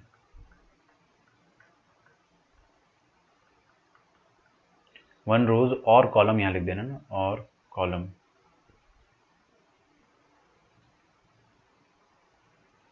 ठीक है, जैसे कि मैं यहाँ पे एग्जांपल लिख देता हूँ ना, एग्जांपल गिवन। आप लोग ऐसा लिख सकते हो कि R1 changes to R1 plus 2 times R2 plus, plus की जगह चलो माइनस कर देता हूँ, माइनस 1 टाइम्स R3। ठीक है, दिस इज़ वन वैलिड, ये वैलिड है, कोई दिक्कत नहीं है ना, चलेगा। आप ऐसा भी कर सकते हो कि R2 changes to R2 plus R1 plus 3 times R1 plus 2 times R2। चल नहीं, R2 R1 R3 होना चाहिए ना, समझ रहे हो ना। R2 को आपने 3 गुना R1 से जोड़ दिया और फिर 2 गुना R3 से जोड़ दिया। तो ऐसा अगर ज़रूरत पड़ी तो आप कर सकते हो ना, कोई दिक्कत नहीं है इसमें। या ऐसा भी कर सकते हो कि R1 प्लस R1 क्या बदल गया, R1 changes to R1 plus R2 plus R3। सब में आपने मसाला और नालायक का वैल्यू क्या ले लिया, 1 1 ले लिया।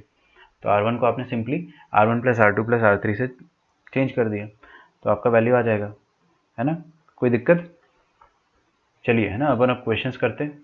तो सबसे पहले अपन, आपका चैप्टर जो है यहाँ पे डिटर्मिनेंट एक्सपैंड करना, है ना, दैट इज ओवर। अब प्रॉपर्टीज ऑफ डिटर्मिनेंट्स भी खत्म हो गया है। क्वेश्चंस करेंगे अपन और फिर लास्ट में अपने को और भी 2-3 चीज़ें पढ़नी है, ठीक है, solving system of linear equations like that, वो सब पढ़ेंगे अपन। तो अभी टाइम है उन सब चीज़ों में। मैं आपको, है ना, दुनिया का सबसे आसान क्वेश्चन जो है वहाँ से स्टार्ट करवाता हूँ। तो लेट अस स्टार्ट। आपको क्या करना है, इवैल्यूएट करना है इस डिटर्मिनेंट का वैल्यू, ठीक है। फटाफट आंसर देंगे अपन, ज़्यादा टाइम नहीं लगेगा। X y and z, A b and c, x plus a, y plus b और जेड प्लस सी, ठीक है। ये जो प्लस प्लस प्लस प्लस वाला चीज़ दिखता है ना, मैं तुरंत समझ जाता हूँ कि ये कॉलम 3 है, कॉलम 3 में प्लस प्लस है, तो कॉलम 3 का आप बंटवारा कर दो। और कॉलम 1 और कॉलम 2, अब मैं, देखो सुनो मेरी बात, now I am dealing with column, है ना, मतलब मैं कॉलम 3 के टर्म्स में बात कर रहा हूँ। तो कॉलम 1 और कॉलम 2 जो रहेगा वो क्या रहेगा, अनचेंज रहेगा। तो I can write it as, देखिए क्या, कॉलम 1 क्या रहेगा, same x Y z. Column 2 क्या रहेगा, सेम चिड़िया चिड़िया चिड़िया ए बी सी। कॉलम 3 में पहले क्या आ जाएगा, एक्स वाई जेड, ठीक है। ये डिटर्मिनेंट देखते ही जीरो हो गया, है ना, क्योंकि एक्स वाई जेड लास्ट और फर्स्ट कॉलम में। और यहाँ पे लिखेंगे अपन X Y Z A B C, और यहाँ पे क्या आ जाएगा, देखिए ए बी सी, जो सेकंड सेकंड एलिमेंट है ना, वो ए बी सी आ जाएंगे, ए बी सी, ठीक है। तो ये वाला डिटर्मिनेंट जीरो, ये वाला डिटर्मिनेंट भी जीरो, क्योंकि इसमें C1 C3 बराबर है, इसमें C1 C2 बराबर है। तो आपका आंसर क्या आ जाएगा इसका, zero plus zero that is zero, है ना। तो this is simple, very simple. और दुनिया का सबसे आसान क्वेश्चन तो हो ही गया। सेकंड मोस्ट इजीएस्ट क्वेश्चन अपन देखते हैं अब। आप लोग मेरी स्पीड से लिख पाएंगे ना, क्योंकि आसान क्वेश्चन है, मैं वेट करके अपना ही और आपका ही टाइम वेस्ट करूंगा। अगला क्वेश्चन देखेंगे अपन, 1 1 1। बहुत बढ़िया, आप लोगों के आंसर मैं देखते जा रहा हूँ ना, मेरे सामने बड़ी स्क्रीन है, उसमें सब में आपके आंसर दिखते रहते हैं। B C C A B, a into b plus C, b into, ये सी लिखा है ना, a into b plus C, b into c plus A,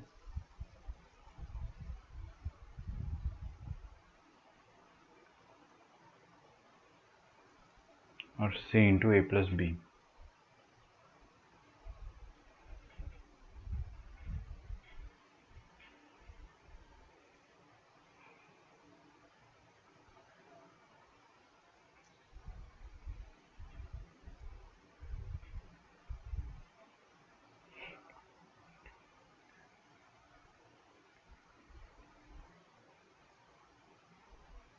okay, चलिए इसको अपन, है ना, ओपन कर देते हैं। फिर से कॉलम 3 को मैं खोल देता हूँ। अरे इसका आंसर भी जीरो दिख गया, दूर से, बहुत दूर से दिख गया ना इसका आंसर जीरो। देखो 1 1 1, फिर B C C A B, यहाँ पे क्या आएगा, first term A B B C C है, तो ए बी बी सी और सी ए।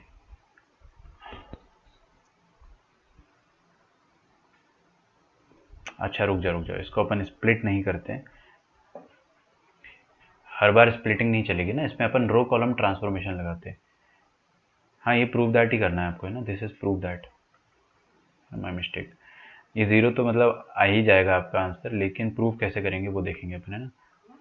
तो इतना इजी नहीं है ये, थोड़ा सा आपको दिमाग लगाना पड़ेगा यहाँ पे, क्योंकि वो सेम नहीं हुआ ना, B C C A B. इसको खोल दो a B plus B c, है ना। फिर इसको खोल दो आप बी सी प्लस बी ए, और इसको खोल दो सी ए प्लस सी बी, है ना।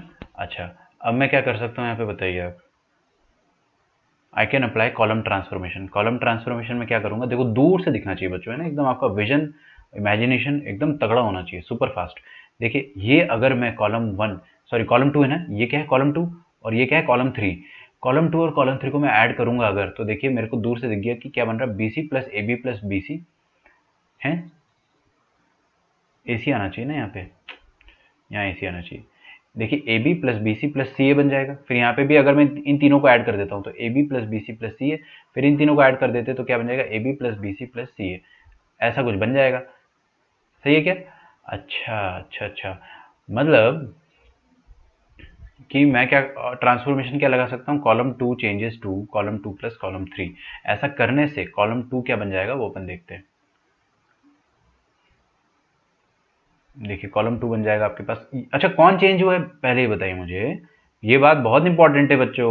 कॉलम टू चेंज हुआ है ना, तो कौन चेंज नहीं हुआ है, कॉलम वन। तो column one will be as it is, column three will also be as it is. तो कॉलम थ्री क्या हो जाएगा आपका, देखिए ए बी प्लस ए सी, जैसा था वैसा ही लिख दो, बी सी प्लस बी ए और ए सी प्लस सी बी।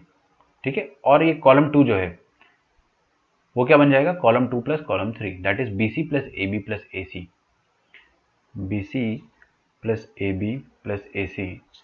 ठीक है, C A plus B C plus B ए। और यहाँ पे कुछ गड़बड़ सा हो गया है, ए बी आएगा ना, तो A B plus C B. ठीक है, ये तीनों सेम है, देखो ना, A B plus B C plus C A B plus B C plus C A B plus B C plus C, बस थोड़ा आगे पीछे लिखा हुआ है, लेकिन है तीनों एग्जैक्टली सेम चीज़, है ना। तो सेम चीज़ को अपन कॉमन लेके बाहर निकाल सकते हैं, है ना। तो ये कॉलम टू में से आप क्या करो, इसको बाहर निकाल दो, इसको बाहर निकाल दो, इसको बाहर निकाल दो, तो क्या आ जाएगा, A B plus B C plus C A बाहर आ जाएगा। ये बाहर आ जाएगा तो अंदर बचेगा कौन, कॉलम वन में से one one one, column to में क्या बचेगा, one one one. Column to में आप अब देखो कॉलम वन और कॉलम टू तो बराबर आ गए, तो इसका आंसर तो जीरो हो ही जाएगा। कॉलम थ्री लिखने की जरूरत नहीं है, बट मैं क्या है ना, औपचारिकता के लिए लिख देता हूँ। औपचारिकता समझते हो ना, फॉर्मेलिटी के लिए मैं यहाँ पे लिख देता हूँ, क्योंकि अगर आपको बोर्ड्स में एक क्वेश्चन आता है, जो कि आता ही आता है, तो ये जीरो हो जाएगा। अच्छा बोर्ड्स में ऐसा जीरो मत कर देना, ऑब्वियसली आप नहीं करोगे, इतने समझदार तो हो ही। ठीक है, लिख डालो भाई।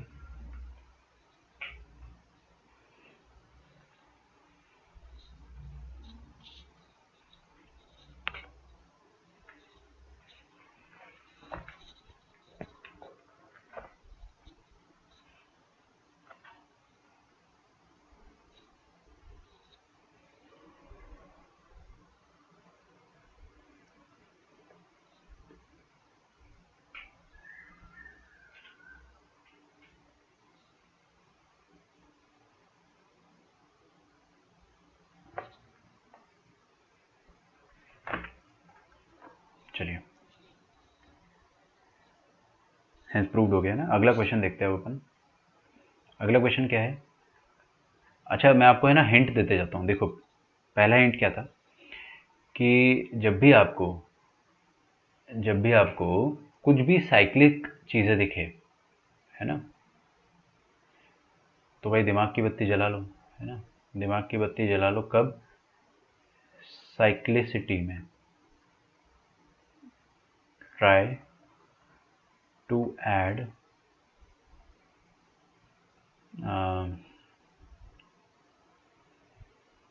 सच रोज एंड कॉलम्स।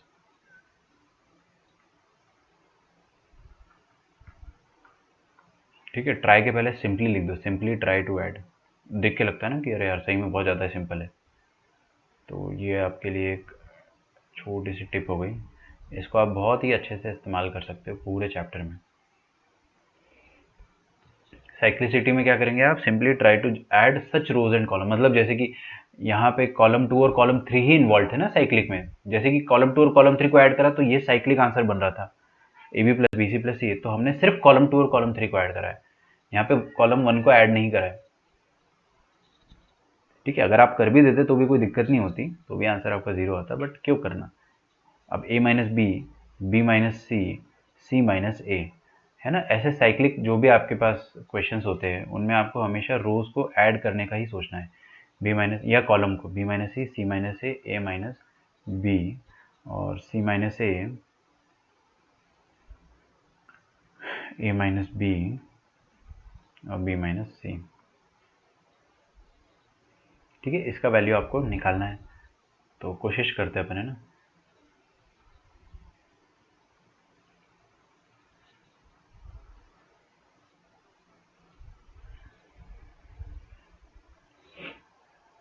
चलिए, तो मैंने आपको क्या सिखाया है कि कॉलम या रोज या जो भी आपको साइक्लिक फॉर्म में दिखे, जैसे कि A minus B minus C minus A B B C C A, दिखा आपको?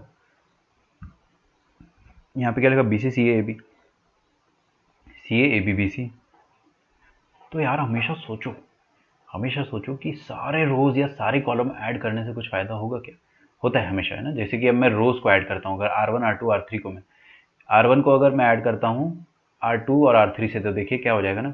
R1 को अगर मैं चेंज करता हूँ R1 plus R2 plus R3 से, ये ख्याल कैसे है? साइक्लिसिटी से। साइक्लिसिटी के बाद अपन क्या करते हैं, हमेशा सारे रोज को ऐड कर देते हैं, या फिर जो भी आपके इन्वॉल्व रोज है, जो भी रोज यहाँ पे या जो भी कॉलम जहाँ पर साइक्लिक नंबर्स आ रहे हैं या टर्म्स आ रहे हैं, बस उनको ही ऐड करो। यहाँ पे तीनों में साइक्लिक आ रहा है, ए B B C C A, A B B C C A, A B B C C A, दिखा आपको? तो मैं क्या करता हूँ, R1 का फर्स्ट एलिमेंट कौन है? A B, A minus b, उसको ऐड कर दूंगा R2 के फर्स्ट एलिमेंट से बी माइनस सी, और R3 के first element c minus a से। नहीं, साइरस मत लगाओ, साइरस गड़बड़ है। तो तीनों को ऐड कर दोगे आप, A minus B plus B minus C plus C minus A, है ना। डायरेक्टली जीरो आ जाना चाहिए था ये, तो दिख रहा है आपको? फिर R1 goes to R1 plus R2 plus R3, तो R1 का सेकेंड एलिमेंट, अरे R1 को किससे जोड़ना है? R2 R3 से, मतलब सबके करस्पॉन्डिंग एलिमेंट, मतलब R1 का सेकेंड एलिमेंट किससे जुड़ेगा? R2 और R3 के सेकेंड एलिमेंट से। तो this will give you b minus C plus C minus A plus A minus b, और R1 का थर्ड एलिमेंट ये वाला, it will add up to R2 और R3 के थर्ड एलिमेंट से। तो R2 और R3 का थर्ड एलिमेंट क्या हो जाएगा? सी माइनस ए प्लस ए minus B plus B minus C. ठीक है, तो बी माइनस सी, सब कुछ बाकी, तो सब कुछ, और कोई चेंज थोड़ी ना हुआ है, बस R1 चेंज हुआ है, तो R2 R3 तो चेंज नहीं होगा, वो तो मैंने एज इट इज लिख दिया। ठीक है, अब ये वाली चीज़ भी ज़ीरो है, ये भी ज़ीरो है और ये भी ज़ीरो है। फर्स्ट रो पूरा ज़ीरो हो गया। कोई एक रो या कोई एक कॉलम अगर पूरा ज़ीरो हो जाता है तो आंसर ज़ीरो आता है। सिंपल एक्सप्लेनेशन मैंने आपको उसको दिया है कि अगर आप उस रो के अबाउट खोल दोगे तो जीरो इंटू को फैक्टर, जीरो इंटू को फैक्टर, जीरो इंटू को फैक्टर, आंसर जीरो, है ना, खत्म। तो कोई एक पर्टिकुलर रो भी जीरो हो गया तो आंसर जीरो हो जाएगा। ठीक है, इसको छापने की ज़रूरत नहीं है, मतलब आप खुद से लिख सकते हो।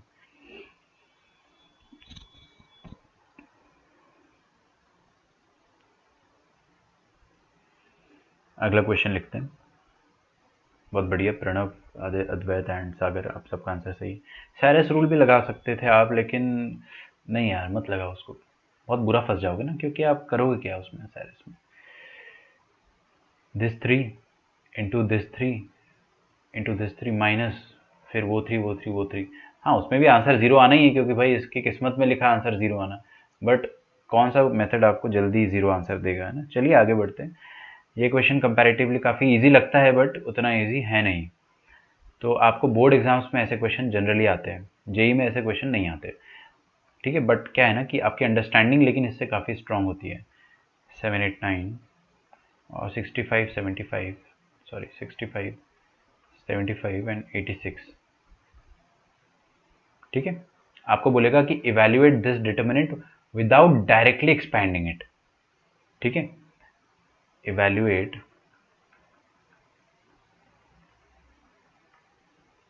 इसको मैं डी कह देता हूँ ना, evaluate D without directly expanding it. क्योंकि क्या होता है ना कि अपने क्लास में बहुत सारे ऐसे बच्चे होते हैं, वो सोचते क्या है कि आप है ना डायरेक्टली खोल दो, 2 इंटू इसका को फैक्टर, फिर 7 इंटू उसका को फैक्टर एंड 65 इंटू उसका को फैक्टर, तो खोल सकते हैं ना, कोई दिक्कत नहीं। अगर आप इतना लेंदी कैलकुलेशन अगर करना पसंद करते हो तो खोल सकते हो, लेकिन आप क्वेश्चन में बोल दिया विदाउट डायरेक्टली एक्सपैंडिंग आपको खोलना है, तो कैसे खोले? तो हमेशा मेरी एक बात सुना है ना, मैं हर क्वेश्चन में आपको ट्रिक दे सकता हूँ, हर क्वेश्चन में। इस क्वेश्चन में जो ट्रिक या टिप जो कहना, इस क्वेश्चन में जो टिप है ना, वो आपको बहुत काम आएगी।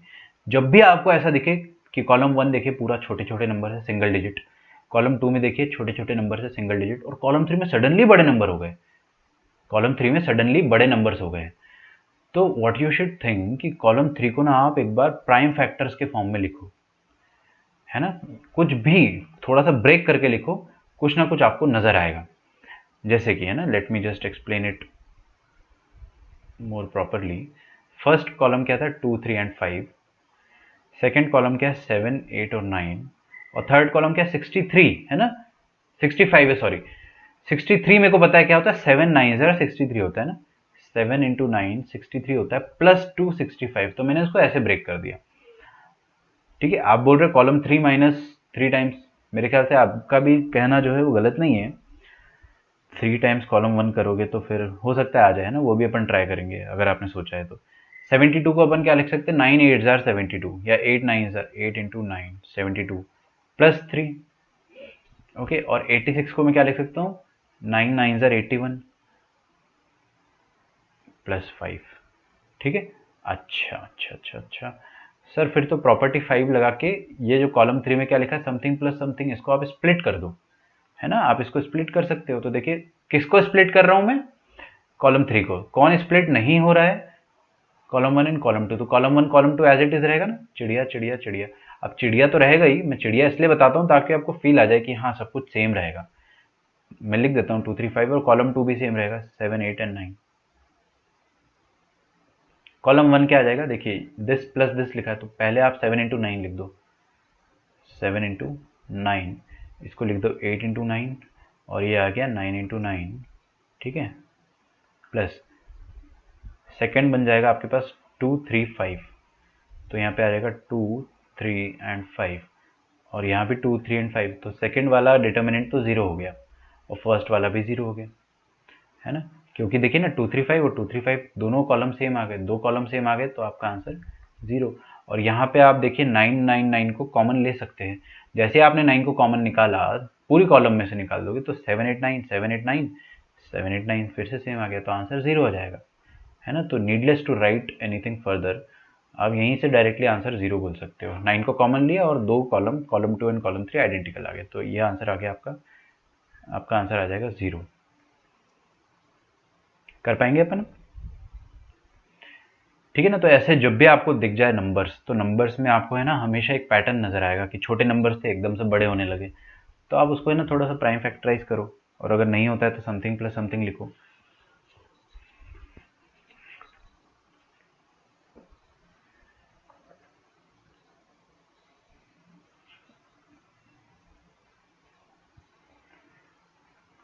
ओके, अगला क्वेश्चन देखते हैं अपन। इवैल्यूएट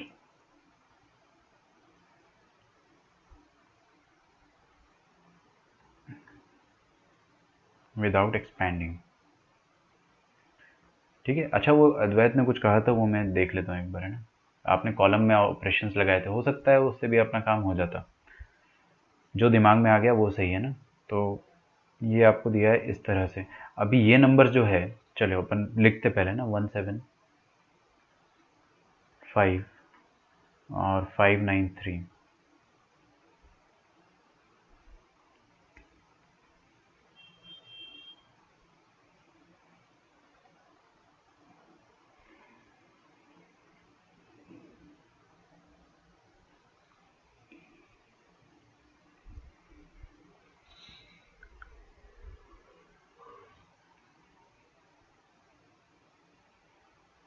हाँ, डीपीपी देना मैं भूला नहीं था यार, मैं था नहीं अवेलेबल, है ना। डीपीपीज तो आपकी प्रिपेयर्ड है सारी, बट मैं अवेलेबल नहीं था, तो मैं मेल नहीं कर पाया टाइम पे। कोई बात नहीं है ना, आपको एक फ्री संडे मिल गया, आप लोगों ने मॉड्यूल सॉल्व कर लिया होगा ना जिन्होंने नहीं किया था। तो technically there was no homework. इसको मैं दो तरीके से कर सकता हूँ, लेकिन पहले ना एक बार मैं ऊपर वाला देख लेता हूँ। C3 माइनस 9C2 आप कर रहे थे, तो इसमें क्या कर रहे थे आप, C3 माइनस 9C2, 9 7 जा 63। हाँ एग्जैक्टली वही बात है ना, प्लस C1। बहुत बढ़िया, आपने सही, एकदम सही नोटिस करा था। C3 माइनस 9C2, 9 8 जार 72, कितना आ गया ये, -3, और उसमें आपने C1 जोड़ दिया 3, सबका करस्पॉन्डिंग, अब कॉलम 3 ये है, कॉलम 3 का थर्ड एलिमेंट, तो वो भी सही है ना। तो इसमें आप ऑल्टरनेट लिख सकते हैं ना। ऑल्टर क्या हो जाएगा इसका कि C3 goes to C3 minus 9C2 plus C1। That is also very good way, अच्छा तरीका है करने का। यहाँ पे भी अपन सोच सकते हैं कि देखिए C1 ये भी 0 हो जाएगा क्या, ये 0 नहीं आ रहा है। ओके C1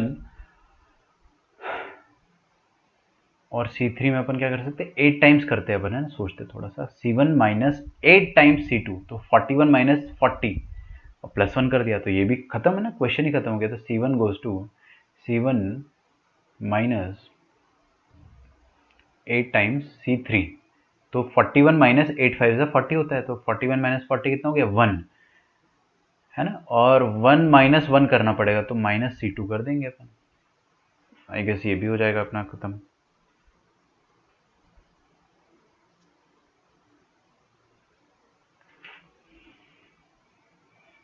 तो ये भी आंसर 0 हो जाएगा। अगर आपको -1 नहीं करना तो इतना ही रख लो, C1 माइनस 8 C3।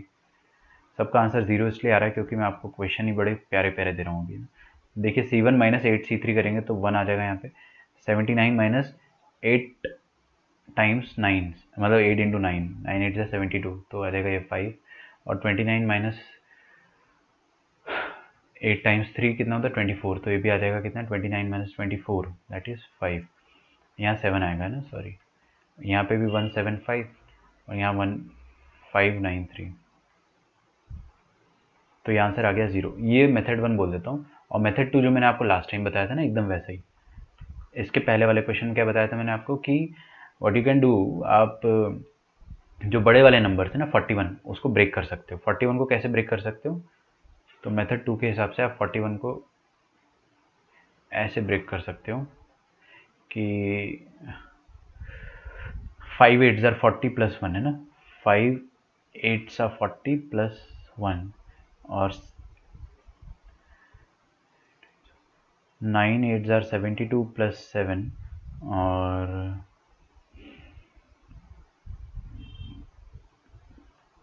3 इंटू 8।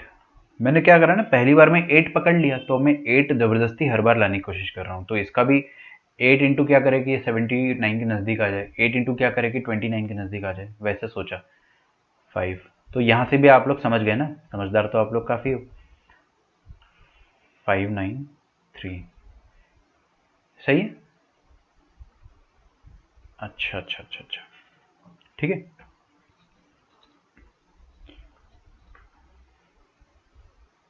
हाँ -C2 भी कर सकते हैं ना, कर सकते, कोई दिक्कत नहीं है। आप यहाँ पे -C2 कर दो, लफड़ा ही खत्म हो जाएगा ना, फिर तो ये 0 0 0 आ जाएगा, है ना। आंसर आपका डायरेक्टली 0 0 0 आ जाएगा। कर सकते हो ना, मैंने इसलिए नहीं करा क्योंकि मैं थोड़ा एक स्टेप और स्टाइल मार के बताना चाह रहा था कि 175 बराबर आ गया। आप -C2 भी कर लो तो भी चलेगा, या तो ये, या तो C1 minus 8C3 minus C2 करोगे अगर आप तो यहाँ पे 0 0 0 आएगा।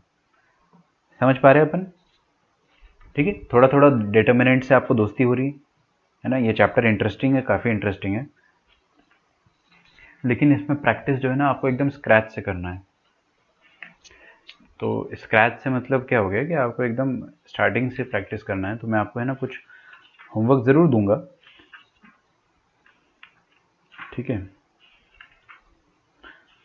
चलिए मैं आपको है ना होमवर्क तो देता ही हूँ। आप लोगों के पास RD शर्मा होगी नहीं, है ना, वो भी क्लास 12th की। So what should we do, मैं आपको है ना RD शर्मा तो पक्का करवाना ही चाहता हूँ।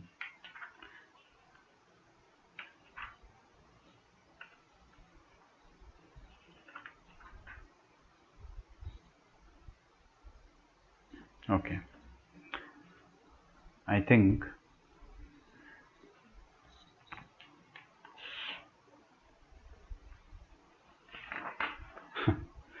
ज़ीरो आता है तब होता है कॉन्फिडेंस।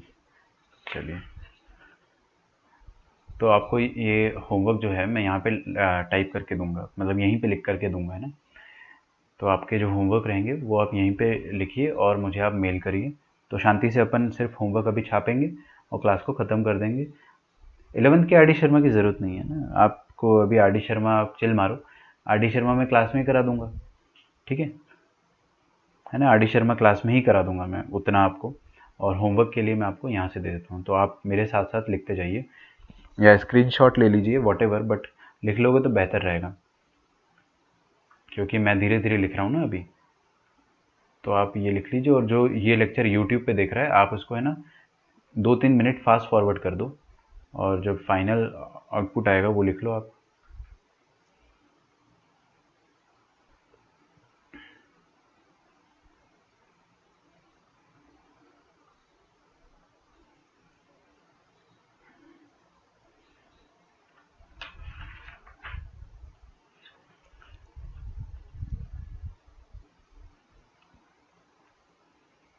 ठीक है, तो इसको आपको प्रूव करना है 2 टाइम्स, प्रूव दैट है ना, definitely this is prove that. और आपको ये सॉल्व करके मुझे मेल करने हैं सारे होमवर्क। तो A B c p q r x Y Z.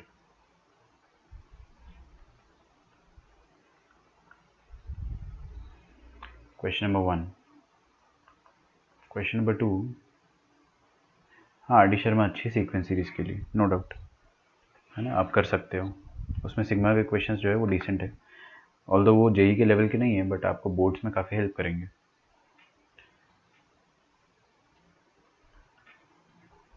मैं आपको फोर्स नहीं कर रहा हूँ, लेकिन आर डी शर्मा अगर आप सीबीएसई बोर्ड से हो तो आर डी शर्मा आपके पास बाय डिफ़ॉल्ट होनी चाहिए ना। आप नहीं खरीदते हो, that is a totally different thing, but है अगर तो it's a bonus, that should be with you. इसका आंसर आपको निकालना है। 12th में तो मस्ट है, आर डी शर्मा 12वीं क्लास में तो आपके पास होना ही चाहिए।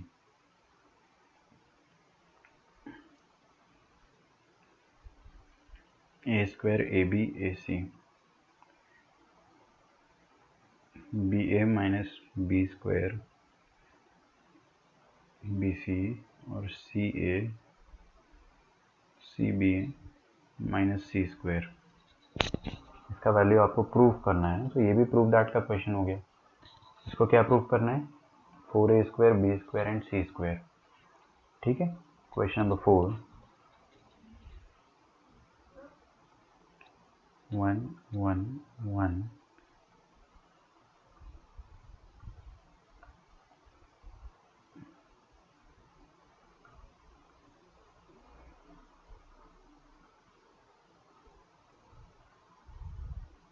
this is equal to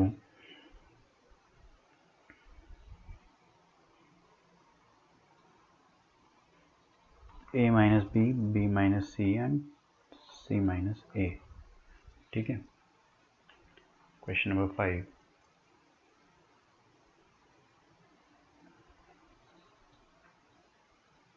अरे मैं यूट्यूबर थोड़ी हूँ भाई मैं यूट्यूब से पैसे थोड़ी कमा रहा हूँ, मैं तो आप लोगों के लिए बस बैकअप वीडियोस डाल रहा हूँ, मेरा वहाँ से कोई पर्पस नहीं है। 1 1 1 a B C, a cube b cube c cube.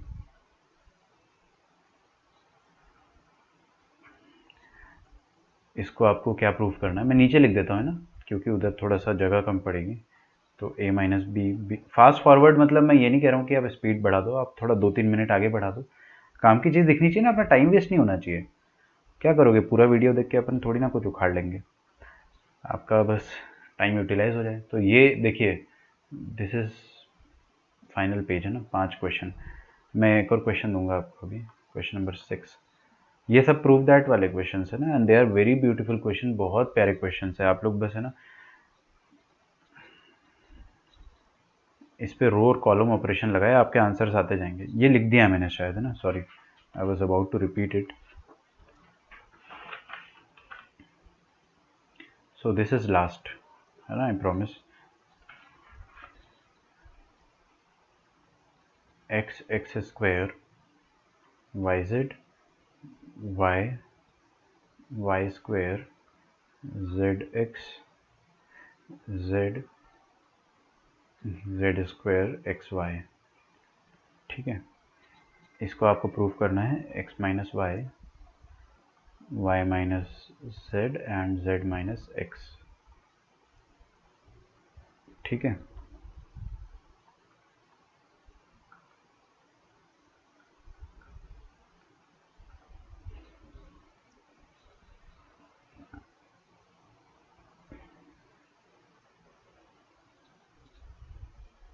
हर चीज़ देख के डर लग रहा है क्या?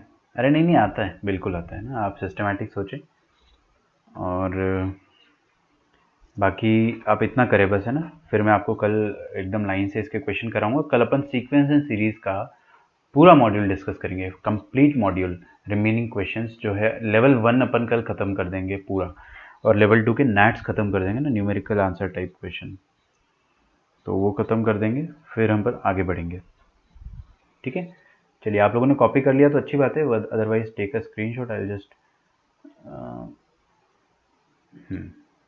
ठीक है, आप चाहो तो मैं इसका पीडीएफ बना के भी डाल सकता हूँ, बट अब क्या फ़ायदा, है ना। ठीक है, चलिए फिर अपन कल मिलते हैं। ये प्रूव दैट वाले क्वेश्चंस जो है, इनमें आपको बस रोज एंड कॉलम ऑपरेशन दिमाग लगा के लगाना है, अच्छे से एक बार अच्छे से इसको आप करें। हाँ, वन लिखो ना आपके सामने, स्क्रीनशॉट ले लो एकदम मस्त फुल स्क्रीन करके, ठीक है। मैं 10 सेकंड बाद लेक्चर बंद कर दूंगा, और सेम लेक्चर अभी आपको 5 मिनट बाद यूट्यूब पे फिर से मिल जाएगा। बाई चांस मिस हो गया तो आखिरी आखिरी का देख लेना, पूरा वीडियो देखने की ज़रूरत नहीं है। आखिरी का जो 5 मिनट है वो देख लो, काम हो गया आपका, है ना। ठीक है।